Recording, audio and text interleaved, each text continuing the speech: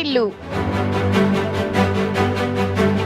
విజయనగరం జిల్లా బొబ్బిలి ప్రభుత్వ సామాజిక ఆరోగ్య కేంద్రం వద్ద స్వచ్ఛాంధ్ర స్వర్ణాంధ్ర కార్యక్రమం హాస్పిటల్ సూపరింటెండెంట్ గేదెల శశిభూషణ్ రావు ఆధ్వర్యంలో జరిగింది. ఇందులో పలువురు టీడీపీ నాయకులు, వైద్య సిబ్బంది పాల్గొన్నారు. 10 other people to take this place, which I am taking today. I will spread the message of reduce, reuse and recycle. Thank you. ఆదేశాలు అండ్ గైడెన్స్ ప్రకారం మనం స్వచ్ఛాంధ్ర స్వర్ణాంధ్ర ప్రోగ్రాం స్టార్ట్ చేసుకున్నాం. ఆ ప్రోగ్రాంలో భాగంగా ప్రతి నెల 3వ శనివారం మనం ఒక్కొక్క కార్యక్రమం చేపడుతున్నాం.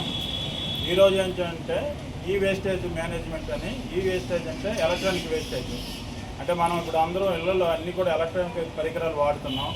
ఫ్రిడ్జ్లు అనగా, టీవీలు అనగా, ఫ్యాన్లు అనగా, సెల్ ఫోన్లు అనగా, కేబుల్స్ అనగా అన్నీ వాడేసి అవి పాడైపోయిన వెంటనే బయట పారేస్తున్నాం. అంత పారేయడం వల్ల ప్రతి ఎలక్ట్రానిక్ దీంట్లో ఎన్నో రకాల కెమికల్స్ ఉంటాయి.